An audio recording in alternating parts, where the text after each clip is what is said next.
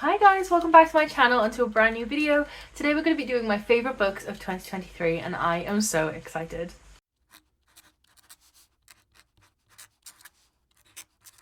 So we're here today. I have my little festive Nightmare Before Christmas cup and I'm very ready today to talk to you about my favourite books of 2023. This was hard.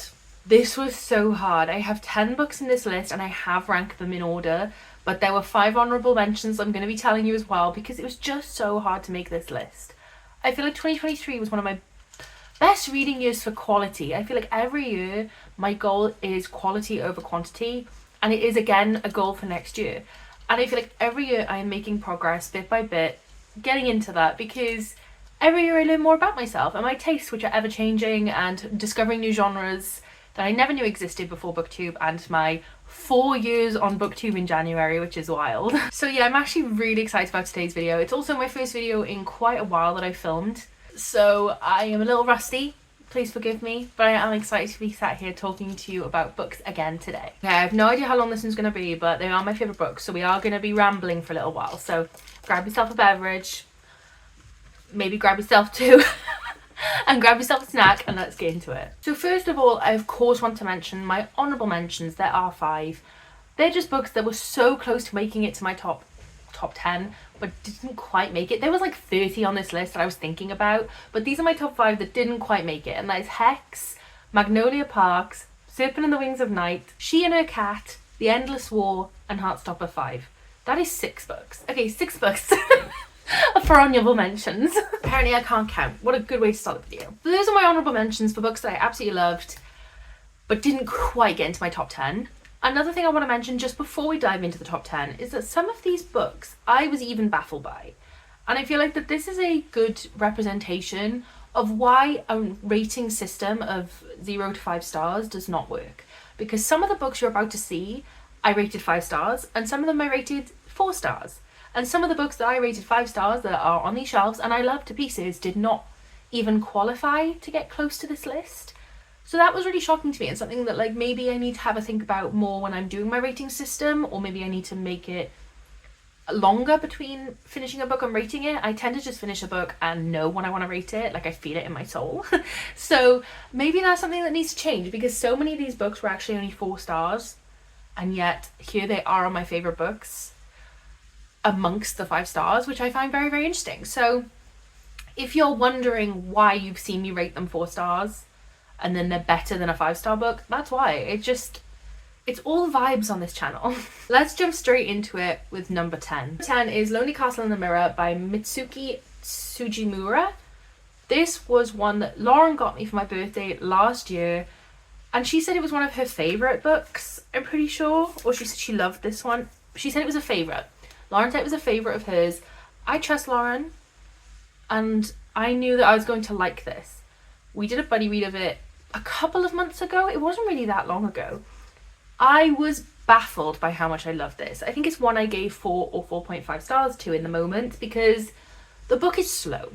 The book is very slow, but wow, is it incredible. So in this novel we follow Kokoro, who is our main character, and she's kind of being bullied in school, so she hasn't really been going to school anymore. One day Kokoro has made an excuse not to go to school again, and then her mirror starts to shimmer, which is very weird. So she walks over to it, obviously, and she's like, what the heck? She touches it. They get transported to this castle through the mirror, and there's 7 young people, including Kokoro. I don't even want to tell you any more of the story. There isn't really any more to tell you. They're told that there's something in the castle they have to hunt for, and they have a certain amount of time to do it. But the castle is only open until 5 o'clock. If they do not leave by 5 o'clock, bad things happen. However, this synopsis is the most misleading thing ever. Okay, yes, I guess it's true. That is not the focus of this story by any means. I don't even know what the focus of this story is myself. All I know is that it was this slow, intricate novel that took forever to grow and show me what it was trying to be. But by the end, I was just floored by the beauty of it. It is not plot heavy, and if you are not into not lyrical books, but books that just kind of, I guess, say something about society as opposed to giving a plot, this might not be for you. But if you are into that kind of thing, this is the one. It is translated, and there were times that like I struggled with the translation, like the sentences were a little bit off, but like it's to be expected in translated novels. And I have noticed over the years that translated novels are some of my absolute favourites. She and Her Cat, which was on my honourable mentions, that's a translated fiction. I love translated fiction, so I'm definitely going to be trying to read more of it in 2024 because I always like it. The more time that has passed since reading it, the more I've thought about it and the more I've been fascinated by what it was trying to say, and I need to read this again and annotate the heck out of it because I feel like there's so much more to learn. I feel like it's going to be one of those novels that no matter how many times I read it, I'm going to find out something new or I'm going to interpret something new. And reading this with Lauren was really, really fun as well. I really had a good time. And maybe me and Lauren can make it one of those books that we reread all the time, like every year or something, because I just had the best time. Thank you, Lauren, for giving me this book and enabling me to find one of my favourite books of 2023. Number 9 is The House on the Strand by Daphne du Maurier. Me and my bestie Jade are buddy reading all of Daphne du Maurier's books, little by little. We've been doing it for quite a while. Rebecca is one of my favourite books of all time, if not my favourite book. I absolutely love the writing in it, and ever since I've been trying to, I guess, pull back the feeling I had while reading Rebecca, and I've never been able to find it. Even with Daphne du Maurier's books, I feel they're all very different to Rebecca. And I like her books, don't get me wrong, and I think they all bring something unique to the table, but nothing has made me feel like Rebecca did. And this did not either. Like, I'm going to say now, this is very different to Rebecca. If you want Rebecca, this is not going to be anything like it. However, it did bring the magic that Daphne du Maurier brings to these books. And when I say magic, I don't mean like magical, fantastical, or this magical feeling. I mean this magical writing that this woman was somehow capable of, and I cannot understand how.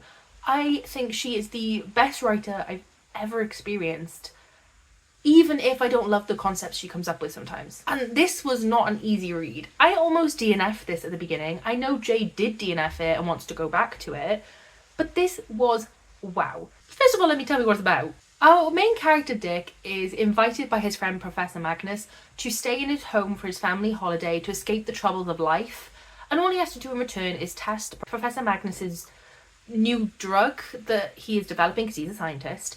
And so Dick, who's been friends with Magnus forever, is like, yeah, sure, that sounds fun. And we follow the perspective of Dick, who, as he goes through whatever he goes through, I can't say anything more. First of all, I did not think I was going to like this at all because male perspective. I am not a big lover of male perspectives in books. I don't know what it is. I've never had anything like specific against it. I just noticed that when it comes to books, it's not my preference. So I didn't expect to love this, but obviously I want to read them all. So it was one to check off the list. And this is my favourite cover, and I will admit the synopsis is one of my favourites because it does explain that like he gets transported back in time through the events of the drugs, but like it's very strange. It's a very complex thing. So kind of like time travel, I guess, but hallucination time travel. It's a very complex mystery story that, again, I'm so impressed that Daphne du Maurier came up with, and it's very complex in its style. I will say, and I have said it before, I think this is the cleverest book Daphne du Maurier has written. Beats Rebecca. I think this is so clever. The way that you become addicted to this drug with Dick is insane. Like, I wanted him to stop. I was like, please don't take that, like you do with the main character. You're like, don't do that, that's not a good idea. But at the same time, I was just craving that next hit, just like he was, because I was so eager to know more about the past timeline and what was going on and who these people were and how it was going to play out. But I only got snippets of information of that when Dick made the bad decision to do it again. And he was horrible to his family. The way he treated them was so wrong, and you hated him, but you also got annoyed. Like when his wife was doing very expectant things, like, why are you holed up in this room all day? Why are you not coming out to speak to us? Or why are you trying to like delay us coming to the house? You kind of got annoyed with her the same as he was, even though it's obviously he's in the wrong, not her. This was impeccable. I felt like I was being manipulated the whole time reading this book. And I truly cannot recommend it enough. Even if you find classics really hard to read, I've said it before and I'll say it again, Daphne du Maurier's writing is very accessible for classic. I think because she's more of a modern time writer in comparison to some of the classics. You know, she was later on in the classic era, I guess. And that makes her very accessible to read, I suppose. And it's a really good place to start if you haven't got a lot of experience with classics, like I don't, and I don't like most of them. So yeah, I couldn't recommend Daphne du Maurier enough. Rebecca, again, is one of my favourite books, so if you haven't read that, go read it. But obviously I did not read that this year, so House on the Strand is the closest I could get. But I love this. I cannot wait to reread this and annotate the heck out of it, because again, same as Lonely Castle in the Mirror, I feel like there's so much more to learn, so many more hidden snippets to uncover, and I feel like I'll never get bored of this story, even though there were times I hated reading it. I feel like it took me a long time to get into 100 pages of it. Once I hit that 100 page mark, you couldn't stop me. I could not be stopped. I just kept going. Oh, I knew I was gonna ramble. Number 8 on my list, some people are not gonna like and other people are gonna completely agree with, and that is Fourth Wing by Rebecca Yarros. I was gonna say I think everybody's favourite book this year was Fourth Wing, but in recent maybe month or so it has received a lot of hate, and that is fine. It's not a book for everyone, and I can completely understand people's hatred of the book and their complaints. Like, I do agree that some things in here aren't perfect. Was it a good time? Yes, it was. First of all, can we appreciate this beautiful dust jacket? Courtesy of Jade, who gifted me this, and I truly have no words for how stunning this is. Thank you so much, Jade. Beautiful. Stunning. Anyway, enough of the dust jacket. Let's talk about the inside. Fourth Wing, if you don't know, whereas I don't think you could possibly not know, is a story set at Baz Guyeth War College, where we follow Violet as she... It's kind of like Divergent, where she has to pick a quadrant, and she ends up, instead of being put with the scribes as she was hoping, her mother forces her to become a dragon rider, the most dangerous of the quadrants. I really don't want to talk about this too long. You all know, I'm sure. Basically, we follow her. She meets Xaden at this war college, and then it's like a romantasy, okay? But with a lot of dragons. And like, I'm sorry, it's dragons. I love dragons. Like, there's never going to be a time where dragons are bad. We don't get enough of dragons in fantasy. I'm telling you now, we don't. I naturally gave this one 5 stars. I gave the sequel 5 stars. Yes, it's not as good, but I did. I'm a sucker for this book. I think, yeah, it's long. Yeah, it's cringy. Yeah, the writing's not amazing. But, like, I had a good time. And to me, as I get further through books, and with how many I read every year, which is like 200 and something books, I no longer have an interest on what's the best written book on planet Earth, even though both of those, I talked about how good they're written. Sometimes you just want easy to consume and easily digestible fantasy fun, and that is what this is, and I had a good time. I have nothing more to offer the subject. I know that there's a lot of controversy with the fact that she's been saying that it's the words in here are pronounced like they're set from Gaelic, but really they're actually set from Gaelic. And I can understand that issue, that if an author doesn't really know what she's taking inspiration from, should she be really taking inspiration from it without educating herself? I agree with that completely. There are a lot of problems. I understand. I do appreciate that. But for a good time, I thoroughly enjoyed this fantasy, and I can understand why everybody's kind of freaking out about it. It was worth it to me. I don't know, guys. I'm sorry. I don't want to talk about it too long. I just know people are going to go crazy at me if I talk about it forever. Number 7 is The Bell Jar by Sylvia Plath, a book I had previously DNF'd.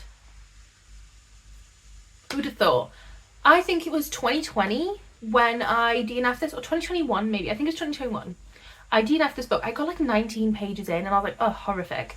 Then I was in Waterstones with Lauren last December, and I saw this cover and I went, oh yeah, that's beautiful, I'm gonna pick it up. I'm gonna pick up that book I DNF'd because of the cover. Someone explain the math. It's not mathing, is it? It's never gonna math. However, I'm so glad I did, because I picked this up one night in my Spinning Wheel Chooses My TBR video. Spoiler alert if you've not seen it. My most successful reading vlog I've ever had. I literally found 2 of my favourite books from this list in that video. Wild. I truly had the best luck, and I can't encourage you enough to go watch that video if you haven't already. This was This was something, okay? This was something. I know there's 2 classics on this list. I'm as shocked as you are. I'm not a classic girly. If you do not know what The Bell Jar by Sylvia Plath is about, because I did not, it is a mental health story, and I think that's very important to note. We follow Esther, and at the beginning, she kind of comes across as like this spoilt girl living in New York. I think she's like their version of like an influencer back in the day, you know? She lives in a hotel, she has all her meals paid for by companies, she receives gifts, all these things. But she's not happy. And the story very, very, very quickly descends into some very dark topics. I really highly suggest you read a trigger warning list, because there are some triggering scenes in here that I did not expect to be reading that night. I just didn't think books like this existed back in that day. I don't know what to tell you. When was this written? 1963, so same era as Daphne du Maurier, and I truly did not expect this from a modernish class, from like a more modern classic. I thought like back in the day that would have been taboo. But I wasn't born in the 60s, so who knows? I'll have to ask my grandparents. This was beautiful in the most horrific way. If you suffered at any point in your life with mental health, this will speak to you in your soul, I think.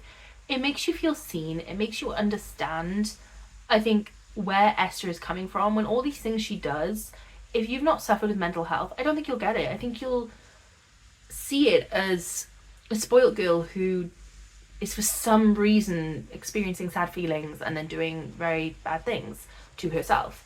Whereas if you ever suffered with depression, you'll get it. It doesn't matter what your surroundings are like. You are suffering at the hands of your own brain. This book couldn't have got it better. You couldn't have felt more seen reading it. I just felt like it was done so well. I just don't understand. And obviously, the saddest part about this is, if you know, Sylvia Plath did unfortunately end her own life. And I do feel like this was definitely a semi-autobiographical novel that was her scream for help before she did it. Sylvia Plath is a poetry writer, majoritively. I think this is her only novel. I am so desperate to get my hands on the unabridged journals of Sylvia Plath. I can't find it anywhere. I can only find the abridged version. But I just am so, I guess, sad and touched reading this novel, knowing that how her life went is how her life went. And that, I think, adds a lot more feeling to your reading experience. So it's so weird to call this book one of my favourite books, because I finished it and I felt so unbelievably sad. I think it was like 2 a.m. or something, and I had to go clean my kitchen. And I was like, I couldn't go to sleep because all I could think about was the sadness I'd felt during this book, and then the impending doom that was in my mind. So again, not something I recommend lightly, not something I recommend for everyone. But for me, wow, what a novel. Again, one that I wish I'd annotated, and I will annotate in the future. I feel like a broken record.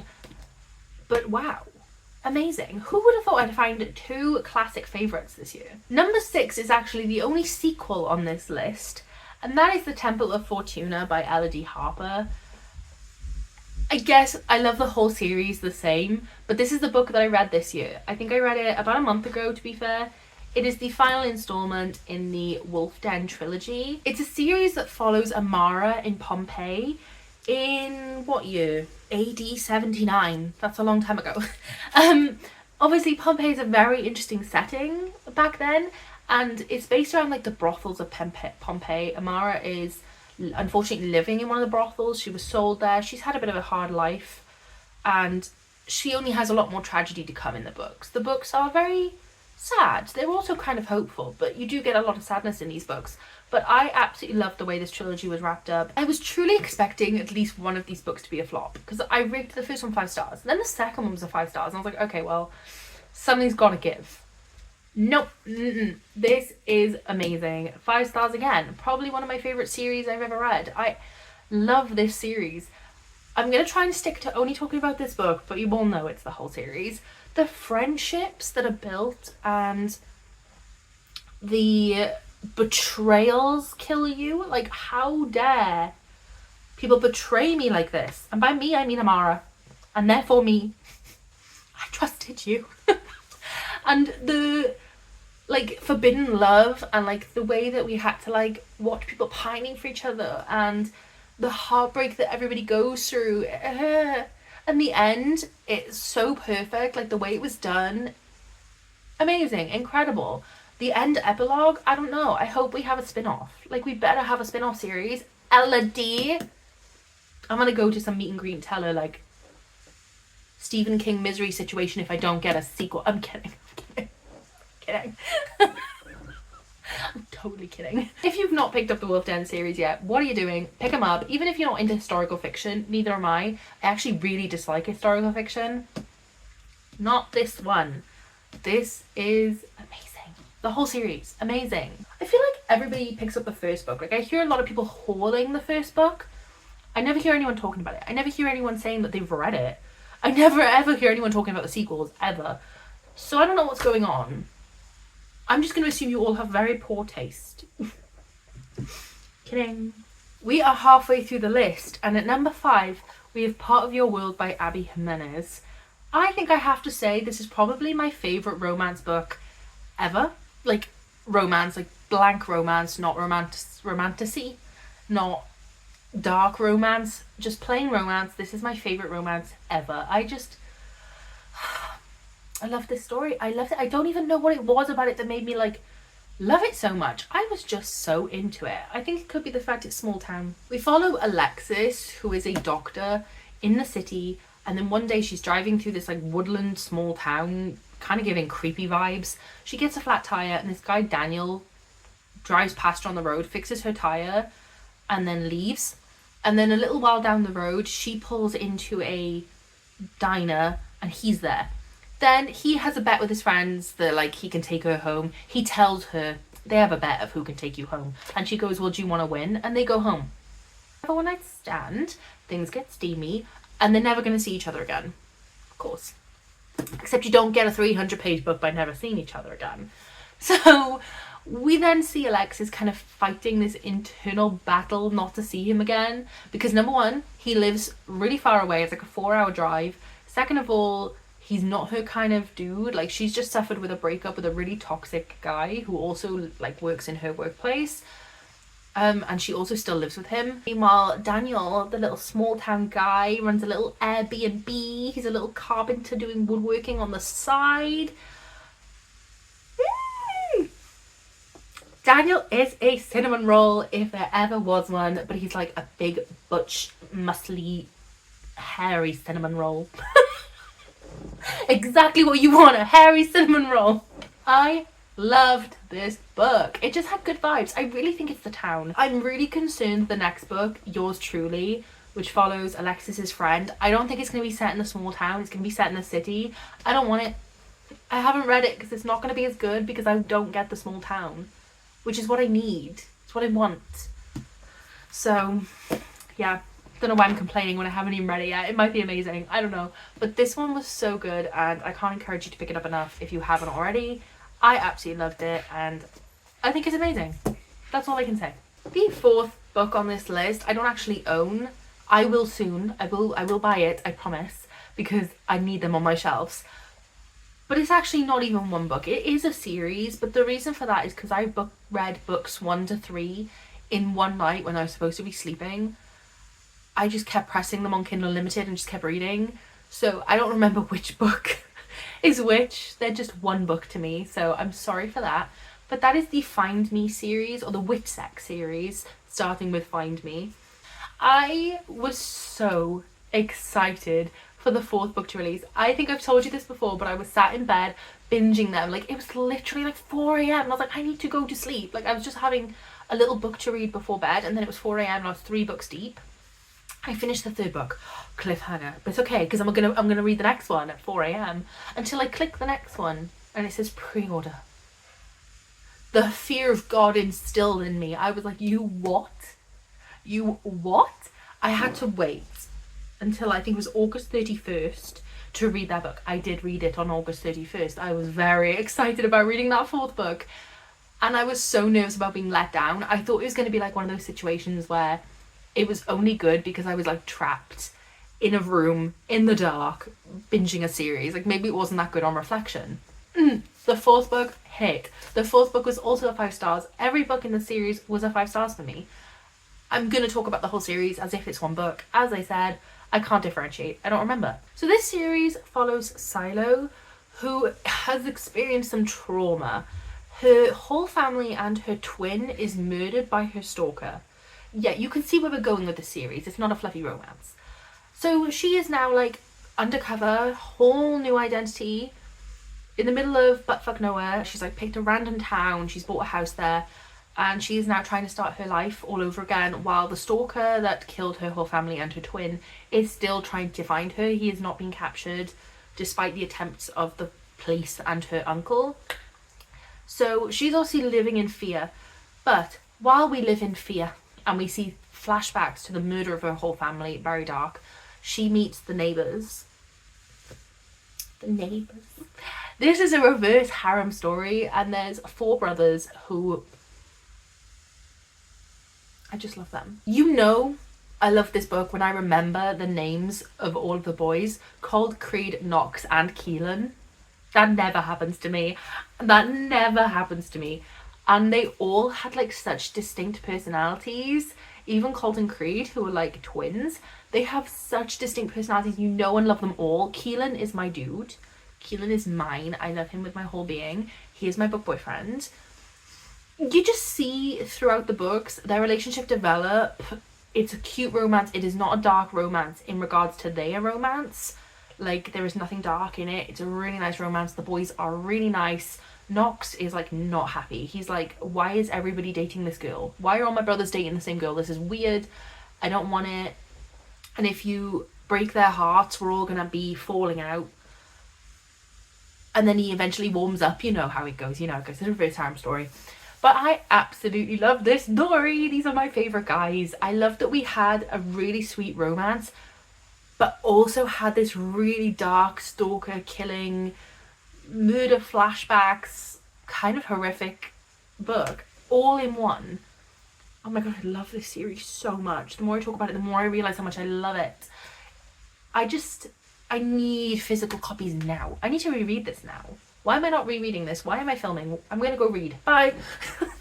I am so excited to read this again. I just love this series. This is not gonna be for everyone. If you're not into why choose romance, don't pick it up. If you're not into, not dark romance in terms of the couple being dark, or couples I guess, but if you're not into like horror-y, stalkery, graphic murder and stuff, or you have triggers, don't read it. We all know that Why Choose Romance is like my favourite because there's no time to get bored for me. Like, I can often get bored with regular couple relationships. I don't know why. I don't think I could deal with a Why Choose Romance in real life. Can you imagine how many people that are involved? Do you know how much effort that takes? One boyfriend's enough. But like, in a romance book, you get to know so many personalities. It keeps it fun and fresh. And when one boy is at work, you've got another right there. The next 2 books are very similar, so I feel like I'm going to be repeating myself, so bear with me while I try not to. Number 3 is The Haunting of Blackwood House by Darcy Coates. I'll show you number 2 while we're at it, and that is The Haunting of Ashburn House by Darcy Coates. That's why they're similar. But I will talk about them individually, so it's fine. The Haunting of Blackwood House, I thought for a while was my most favourite because she has a boyfriend, Neil. Neil is such a cinnamon roll. I love Neil with my whole being. And so I couldn't decide if that tipped it over the edge of Ashburn or not. But until I do a reread, I guess I won't know. But I think for now I'm going to do it in this order. Mara has like childhood trauma because her parents used to scam people with seances. Or so she thought. And so she runs away from home, like she doesn't want to speak to her family anymore. And she ends up moving into this haunted house. As you do. And then it turns out the house has like connections to her family, and she ends up maybe realizing that her family weren't scammers after all, and there maybe is such a thing as ghosts, because she was a non-believer and she has to believe the things that are right in front of her eyes. I don't know what to say about this novel other than just the vibes are everything. I don't know how Darcy Coates writes such atmospheric novels. Like, this cover like already gave me the idea. I was like, right, okay, that is a very atmospheric novel. Look at that house. Somehow Darcy Coates creates such a beautiful atmosphere that is also spooky and creepy and downright horrifying, but it's also cozy. I have said this before, but I'm classing this as cozy horror because, and it's inspired my own writing to write a haunted house cozy horror story because it is cozy. It's like a girl starting off fresh in a new home. She's like, oh yeah, you know, moving, fresh start. She's got a cute boyfriend, but then there's also ghosts and horror and scary moments. Cozy horror, more on the horror than the cozy, but you know, it has an element. It has an element, and I just love it. Darcy Coates is so talented, and that is why I struggle really hard to differentiate this with number 2. This is the first Darcy Coates book I ever read. I read it in a 24-hour readathon, so if I can find it, I'll link it up here. And I think it just holds such a special place in my heart for this reason. It was my introduction to something I'd never really experienced before. Like, I'd read horror, but nothing like this. And I think it just really did something to my brain. Like, it changed me. It made me want to be a writer, so props to this book. But again, exactly like this is why I need to talk about them together. We follow Adrian, who is just moving into this house after needing a fresh start. You know, I can't remember what happened because again, it's been like so long. But something happens, she moves to this house, and then things start to move on their own. Things start to happen, creepier things. I think this one's creepier than this one. This one's a bit more cozy horror from what I remember. But like, they're both horrific. You know, they're both very scary. I just absolutely love these novels and I cannot wait to reread them. The atmosphere the front gives you is exactly what you get inside. The best books Darcy Coates has written, in my humble opinion, from what I read so far. And I have The Haunting of Gillespie House, or Gillespie. People keep telling me how to say it and I keep forgetting. Over there, and maybe that'll be in my next year's favourite books of the year, just like these are, because like, these Haunting of books just do something to me. I don't know what it is, but they do something to me and they change my brain, and I'm very happy about it. So thank you, Darcy Coates, for writing these, because you've changed my life. And that means we've come to book 1 on this list. This is my favourite book of 2023. I'm sure a lot of you will see it coming if you can remember that I read this book this year, because it was I think it was the 3rd book I read this year. So you might think I read it last year, so maybe you can't guess it. But it is Legends and Lattes by Travis Baldree. A very popular favourite. I absolutely love this story. Right behind the camera is my drawing of Thimble that Connor got me, holding wooden spoons. This novel, it is like nothing else I've ever experienced. I know we're throwing around the term cozy fantasy everywhere now. I know. But I feel like this is the epitome of cozy fantasy. We follow Viv, who she's an assassin orc, and you know she's had her whole life being full of murder and mayhem, and she doesn't want to do it anymore. So she decides to settle down and open a coffee shop in a place where no one even knows what coffee is. And it's literally her story of setting up this coffee shop and making friends. And you know, she meets this little pink person. There is Thimble. Do you see my baby Thimble? There is a scene where Thimble is sat at a table kicking his feet. Oh my god, oh my god, oh my god, he is kicking his little feet. The atmosphere in this book is amazing. The like descriptions of like renovating this coffee shop, meeting old people, just seeing the day-to-day running of a coffee shop and trying to like people telling people what coffee is, and the little baked goods. Thimble is their little baker, so he cooks the sweet treats every day because he's adorable and he's a sweet treat himself. I love him. I'm so nervous about Bookshops and Bone Dust, which I have down there. I did have the arc of it and I didn't read it, and now I have the physical. Simply because Thimble is not going to be in it. It's a prequel, so it's Viv before the events of Legends and Lattes, and I just don't know if I can love the story without Thimble in it. But I'm thinking I might read Bookshops and Bone Dust and then I'll read Legends and Lattes, so I can read Bookshops and Bone Dust being like, I'm going to get to my baby soon. We're going to have Thimble again very, very soon. It'll be okay. I have 2 editions of this novel. I love it so much. Like, oh, Thimble! Anyway, that's enough Thimble. I'm a Thimble stan. And if you don't love Thimble, then I don't know what to say to you. I don't know how to talk to you. I know that this is not going to be everyone's cup of tea. Jade gave this a 3 stars. She said it was okay, but like nothing happened. So true. Nothing happens in the story. I love it. It's like this calm, peaceful time. There's like one bad thing that happens, and everything else is like, yay! What more could you want in life? This is my pride and joy. Like, not only my favourite book of 2023, but like one of my favourite books of all time. Like, this is just phenomenal. I feel like I need to do a top 10 books ever video, because this would be in it. Spoiler, this would be in it. I don't know what to say about this book because nothing happens to talk about. It's just so well written, so fun. The characters are so likeable, and their connection is great and loving and warm and kind, and I just love this book. Okay, put it down. No more. So these are my top 10 favourite novels from 2023. I hope that, you know, you either decide to pick some of these up, or if you have already picked some of these up, let me know what your thoughts were down below. Were any of these your favourites ever in any year? Did you not like any of them? Let me know. I'd love to get your opinion. And yeah, thank you so much for watching this video. I hope I can edit it down so it's not too long, but I've absolutely loved talking to you today about my favourite books of the year, and I will see you in the next one. Thank you so much for watching. Bye.